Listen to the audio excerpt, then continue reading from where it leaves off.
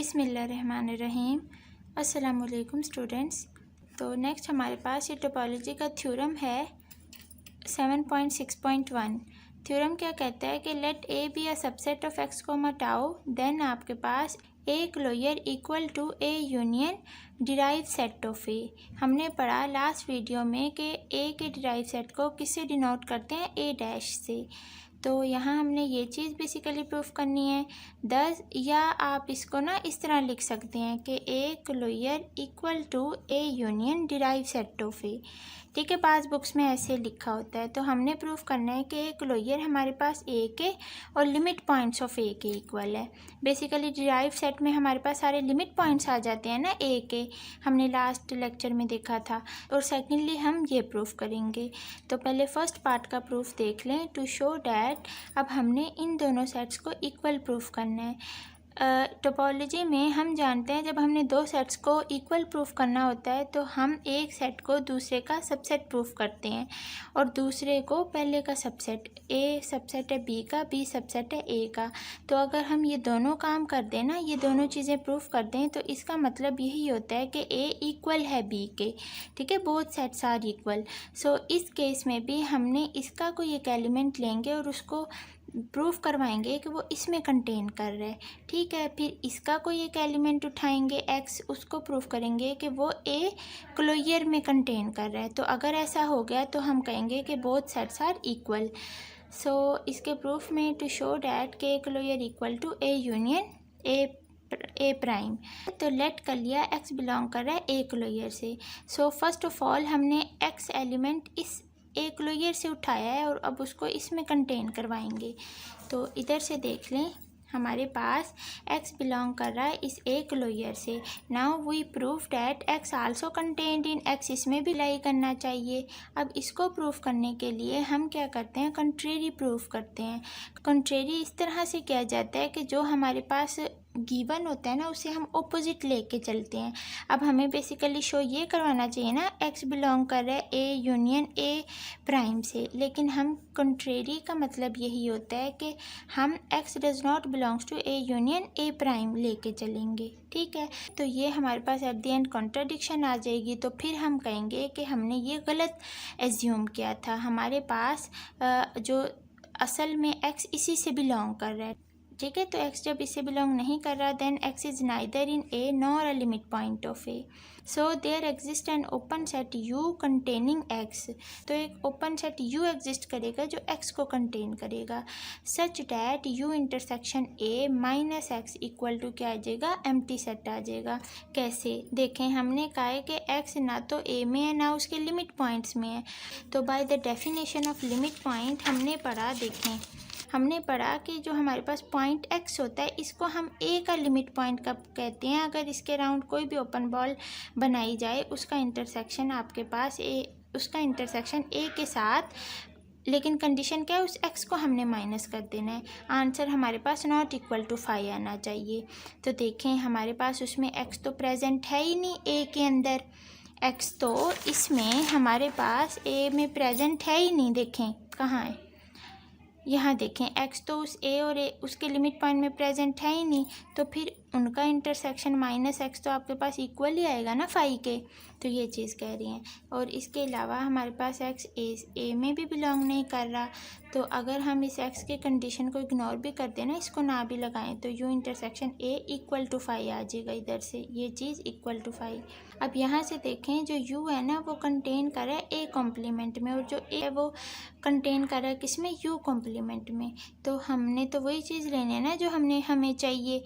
तो हम लेंगे a सबसेट है किसका, u कॉम्प्लीमेंट का, इसमें कंटेन कर रहा है। इक्वेशन 1 कह दें। अब हम जानते हैं कि ये जो u है वो तो ओपन है और किसी भी सेट का कॉम्प्लीमेंट उसका क्लोज्ड होता है। और इस इक्वेशन 1 से ये बात हमें पता है कि u कॉम्प्लीमेंट हमेशा क्या है, क्लोज्ड सुपर सेट है a का। हर अगला सेट पिछले सेट का क्या होता है, सुपर सेट होता है, और चूँकि u कॉम्प्लीमेंट क्लोज्ड है तो क्लोज सुपर सेट है a का।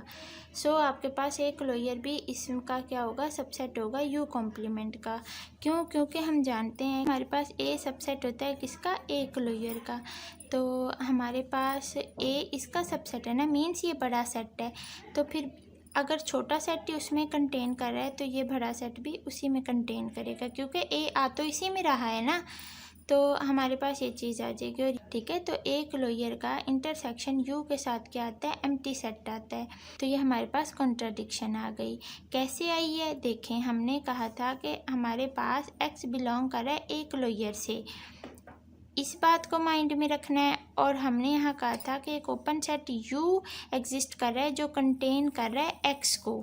अगर ये जो ओपन सेट यू है वो कंटेन, अगर ये जो ओपन सेट यू है वो कंटेन कर एक्स को, मीन्स यू के अंदर भी है एक्स और एक लोयर से भी एक्स बिलोंग कर रहा है, तो इन दोनों के इंटरसेक्शन में कुछ ना कुछ तो कॉमन आना चाहिए ना, not equal to empty set आना चाहिए ना। लेकिन यहाँ तो हमारे पास एम्प्टी सेट आ गया इक्वल, तो ये फिर कॉन्ट्राडिक्शन आ गई। Because x is in both एक लोयर एंड यू, आगे रीज़न लिखी हुई है जो मैंने अभी आपको बताई। हैंस आपके पास एक्स बिलोंग कर गया। अब हमने जो गलत सपोज किया था कि एक्स इससे बिलोंग नहीं कर रहा, क्योंकि हमारे पास कंट्राडिक्शन आ गया, तो फिर हम कहेंगे कि एक्स इससे बिलोंग कर रहा है। तो इसका मतलब ये है एक्स हमारा इस सेट से निकल आया है, हमने इधर से उठाया था, एक्स इधर से निकल आया, एक्स इससे बिलोंग कर गया। तो इसका मतलब है कि ए जो क्लोजर है वो इसका क्या बन गया, फिर सबसेट बन गया। अब सेकेंडली हमने क्या कन्वर्सली प्रूफ करना है, इधर से कोई एक एलिमेंट एक्स उठाएंगे, उसको हमने इसमें कंटेन करवाना है, मतलब वो इसमें भी प्रेजेंट होना चाहिए। ये दो काम कर रहे हैं ना हम, ए कंटेन कर रहा है बी में, बी कंटेन कर रहा है ए में, देन हम कहते हैं कि ए इक्वल टू होता है बी के। तो एक काम तो हमने कर लिया, अब ये करना है, इधर से हमने कोई एलिमेंट उठाना है, हमने ये प्रूफ करना है ना। तो conversely suppose that x belong कर रहा है ए यूनियन इससे, इस सेट से, तो देन इसका मतलब है कि एक्स या तो ए में होगा या उसके लिमिट पॉइंट ऑफ ए में होगा, ए प्राइम में होगा, उसके ड्राइव सेट में होगा। So in both cases each open set containing X intersect A. अब देखें एक्स हमारे पास इसमें भी है और इसमें भी है, तो इसका मतलब ये हुआ दोनों केसेस में हमारे पास हर ओपन सेट जो बनेगा वो इंटरसेक्ट करेगा ए को। मतलब क्या है कि हर ओपन सेट का मतलब ये है कि आपके पास यू इंटरसेक्शन ए के साथ आपके पास क्या आएगा, not equal to empty set आएगा। ठीक है, वो ए को इंटरसेक्ट करेगा, उसका intersection not equal to empty set आएगा, कोई ना कोई सेट आएगा। ऑन कंट्रेरी, इसका भी हम कंट्रेरी हमने सपोज करना है कि एक्स ना बिलोंग नहीं कर रहा है एक लोयर से, इसका एलिमेंट लिया है ना एक्स, उसको हमने प्रूफ तो ये करवाना चाहिए था कि इससे बिलोंग कर रहा है, लेकिन कंट्रेरी में चूँकि हम ऑपोजिट सपोज करते हैं तो एक्स बिलोंग नहीं करेगा एक लोयर से, देन एक्स उसके कॉम्प्लीमेंट से बिलोंग कर जाएगा। ठीक है, एक लोयर के कॉम्प्लीमेंट से। सिंस एक लोयर क्लोज्ड है, ये हम जानते हैं, ये इंटरसेक्शन होता है ना क्लोज्ड सुपरसेट्स का। सो आपके पास एक लोयर का complement is an open set होगा जो कि एक्स को कंटेन कर रहा है। तो फिर आपके पास ये जो एक लोयर है इसका इंटरसेक्शन एक लोयर के कॉम्प्लीमेंट के साथ इक्वल टू आता है फाई के, क्योंकि हम जानते हैं एक क्लोज्ड है, ये क्लोज्ड है, ये ओपन है, तो क्लोज ओपन का तो इंटरसेक्शन फाई आएगा ना, सेम सेट्स होते तो कुछ ना कुछ आता। सो आपके पास ए इंटरसेक्शन एक लोयर का कॉम्प्लीमेंट भी इक्वल टू फाई आएगा। चेंज क्या किया, इसे एक लोयर की जगह पे ए रिप्लेस कर दिया, क्यों, क्योंकि हम जानते हैं ए कंटेन करता है एक लोयर में। तो ये कंट्राडिक्शन नहीं आ गई। देखें, यहाँ तो हमने कहा था कि इन बोथ केसेस, इन दोनों केसेस में हमारे पास हर ओपन सेट एक्स जो एक्स को कंटेन कर रहा है वो ए के साथ इंटरसेक्ट करेगा, लेकिन यहाँ तो ये ओपन सेट है लेकिन ए को इंटरसेक्ट नहीं कर रहा। इंटरसेक्ट का मतलब है कि इनका इंटरसेक्शन आपके पास नॉट इक्वल टू फाई आए, लेकिन यहाँ तो फाई आ रहा है। ठीक है, जबकि ये ओपन भी है, तो this open set A closure का कॉम्प्लीमेंट जो कि एक्स को कंटेन कर रहा है ये ए को इंटरसेक्ट नहीं कर रहा। इंटरसेक्ट तब करता तब आपके पास not equal to empty set आता, इनका इंटरसेक्शन कोई ना कोई पॉइंट आता, कोई सेट आता, तो ये कॉन्ट्राडिक्शन आ गई। सो आपके पास एक्स बिलोंग टू एक लोयर, तो फिर हमने यहाँ जो कहा था कि एक्स बिलोंग नहीं कर रहा एक लोयर से, तो चूँकि हमारी कॉन्ट्राडिक्शन आ गया वो फॉल्स हो गया हमारा जो हमने ज्यूम किया था, तो एक्स हमारा इससे बिलोंग कर जाएगा। तो हमने एक्स को उठाया इसमें से था, लेकिन इसमें हमने उसको बिलोंग करवा दिया एट दी एंड, तो हम कह सकते हैं ये इसका सबसेट है। तो वही कहा A union limit point of A जो है उसका ए क्लोजर का सबसेट है, इसको बी इक्वेशन कह दें। तो फ्रॉम ए एंड बी हम कह सकते हैं ए क्लोजर इक्वल टू, ये दोनों सेट्स आपस में इक्वल हैं, या इसको ऐसे लिख दें। देखें ये आपके पास ए इक्वेशन है, वो बी है, और इसके अकॉर्डिंग हमने दोनों काम कर लिए हैं, तो फिर ये दोनों आपस में इक्वल है।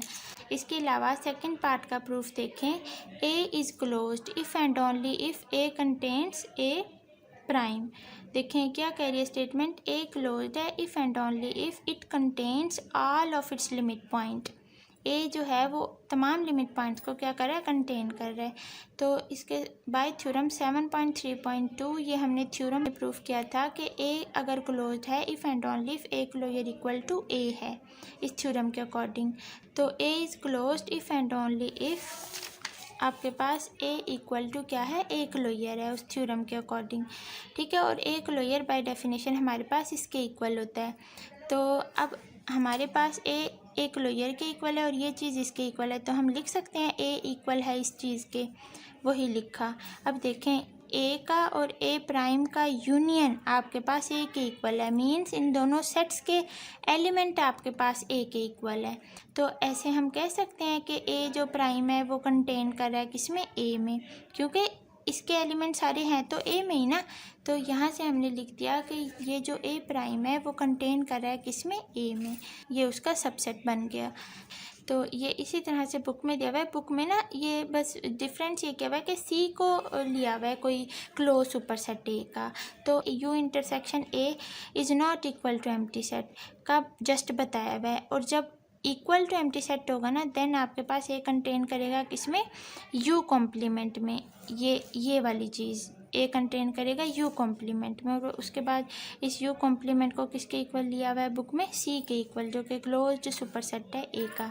नेक्स्ट इंशाल्लाह हम डेंस सबसेट के बारे में पढ़ेंगे। अल्लाह हाफिज़।